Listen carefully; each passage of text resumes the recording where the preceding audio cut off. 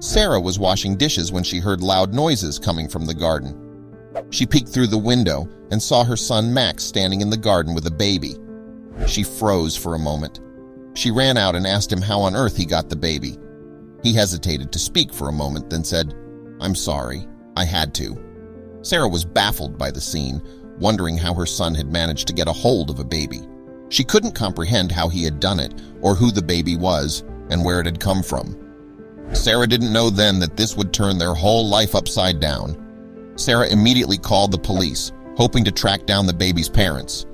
But the police failed to see the urgency of the situation. They took the baby with them and told Sarah they would be in touch, but Sarah knew she would never hear from them again. She had to solve this mystery on her own. She was disappointed that the police didn't seem to care much about the baby and the parents who were desperately searching for their child. Sarah felt a deep empathy for the parents, knowing how worried they must be about their missing child. She was determined to help them get their child back, no matter what it took. She started asking around the neighborhood, hoping to find someone who knew something about the baby. She even posted flyers around the area, asking for anyone with information to come forward. She was determined to find out the truth, no matter what it took. Sarah's investigation eventually got her the needed answers. But it wasn't without a cost. She had to face many obstacles along the way, but her determination never wavered. But who left the baby with Max? What will Sarah discover with her investigation? And what will happen to the baby after all this? Sarah had just returned home from running errands. She was exhausted from the busy day, but knew that her day was far from over. Then she heard a knock at the door. She found her 8-year-old son, Max, standing outside, holding a baby in his arms. "Max, what are you doing?" she asked her son. "Mom, I'm sorry," Max finally said, his voice trembling. "I had to do it." Sarah was confused and alarmed. She quickly took the baby from Max's arms and examined it closely. "What happened, Max?" Sarah asked, trying to keep her voice calm. "I was playing in the park when someone approached me," Max explained. "They gave me the baby and told me to take care of her. Then they ran away. I swear I didn't know what to do, so I took her home immediately." Sarah quickly grabbed her phone and dialed the police. She explained the situation to the dispatcher, her voice trembling. Finally, after an hour or so, the police arrived. They took the baby and Max's statement, promising to find out who had left the baby with him. Max tried to explain as clearly as he could what had happened at the park, and Sarah was there to give him a comforting and encouraging presence the entire time. The cop gently reassured the little boy that he was not in any trouble and that in fact he did the right thing, so he should be proud of himself. The cop thanked them for their help and promised to keep them updated on the situation. Days passed and Sarah and Max heard nothing from the police. Sarah was worried sick about the baby being back in the same harmful environment and couldn't shake the feeling that there was more to the story than what Max had told her. She also reached out to her contacts in the police department, hoping to get an update on the investigation. Unfortunately, she was met with silence. Sarah was frustrated and disappointed that she hadn't heard anything from the police, but she was determined to keep looking. She was determined to find out who the baby's parents were and why they had left her in the park. The next day, Sarah headed over to the park. She walked around the park, trying to imagine what Max had seen and heard. She stopped at the exact spot where Max had been approached, trying to get a sense of the atmosphere. So far, nothing jumped out at her, so she kept looking. After failing to find anything suspicious by observing, Sarah thought it was time to switch her tactics. So, she started talking to some people in the park and looked for any clues that might lead her to the mysterious people who had given Max the baby. Sarah's strategy of carefully asking around could either work in her favor or put her in even greater danger. If she was lucky, she might find someone who had seen something that could help her. But if she was being watched, her questions could alert the people who had given away the baby, and they might take steps to silence her. She even visited nearby hospitals and clinics, hoping to find someone who had been looking for a missing baby. But sadly, she still had no clue about who the parents were. This went on for a few days, and people started to recognize Sarah in the park. She felt the urgency of the situation and kept putting effort into the search, so she decided to widen her search to the neighboring towns. She visited police stations, orphanages, and even put up posters in the streets. One morning, Sarah received an anonymous tip. Someone had left a little note taped to her front door. Sarah quickly took the note inside and read it in the safety of her own home. The note read as follows: "Every Wednesday, a lady sits in the same spot in the park and just watches the children." Sarah was ecstatic. She had been searching for answers for so long, and this anonymous tip seemed to be the break she had been waiting for. She was optimistic that this anonymous tip was the key to unlocking the answers she'd been searching for. Sarah was ecstatic, and as lucky as she was, that day was a Wednesday. So Sarah immediately headed over to the park. She brought Max with her, hoping he would recognize the lady. And lo and behold, after 30 minutes, a lady sat down on a park bench. She was all alone and had no children with her. Sarah kept an eye on the lady the whole day. Sarah was sure that the woman was up to no good. She kept her distance, but made sure to keep an eye on her. She watched as the woman got up and started to walk away, and Sarah followed her from a safe distance. She was sure that the woman was up to something. Suddenly, the lady stood up and left the park.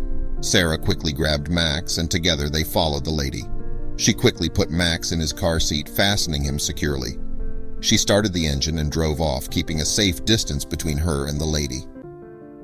After following her for a few miles, they arrived at a rundown apartment building on the outskirts of town. Sarah had to be very careful, so she parked her car across the street from the building. She watched as the woman entered the building, and Sarah felt a sense of relief that she had managed to stay on her tail. "Max, I need you to stay in the car while I go inside," Sarah said, her voice firm. Sarah quickly got out of the car and ran after the woman. She was careful to not draw attention to herself as she followed the woman to the apartment, to remain calm and act as if she belonged there. When she reached the door, she hesitated for a moment before knocking. Was this really a good idea? She took a deep breath, and so she knocked. To her surprise, the door was answered by a different woman. She looked to be in her late 20s. "Can I help you?" the woman asked, her voice suspicious. "Yes," Sarah said confidently. "I think you can." How fast the roles flip, she thought in her head. Here she was following a woman whom she found suspicious at the park, and now she's the suspicious woman knocking on this other woman's apartment door. "I'm looking for the person who left a baby with my son," Sarah continued, trying to keep her voice steady. "I don't know what you're talking about," the woman said, starting to close the door. Sarah quickly put her foot in the door to stop it from closing. She could hear a baby crying inside the apartment. She felt a surge of courage course through her as she confronted the woman. "I'm not leaving until you tell me what I need to know," Sarah said firmly. The woman remained silent, her face expressionless. But somehow, she knew something was not right, so she kept at it. She had to find out what was going on. Sarah took a deep breath and tried to remain calm. She had to stay focused and not let her emotions get the better of her. She had to find out the truth. She had to get the answers she needed. Sarah stared at the woman, her gaze unwavering. She was determined to get the answers she needed. She was not going to give up until she got them. She had to know what was going on. The woman looked startled and backed away from Sarah. Sarah could now see the baby in a crib in the corner of the room. "What have you done to this baby?" Sarah demanded, her voice shaking with anger. The woman looked down at the ground, her eyes filled with guilt. Sarah felt a sudden surge of maternal instinct, a need to protect this baby from whatever was happening. She stepped closer to the crib, her heart pounding in her chest. This baby needed to be taken care of better. What was it doing in this woman's apartment?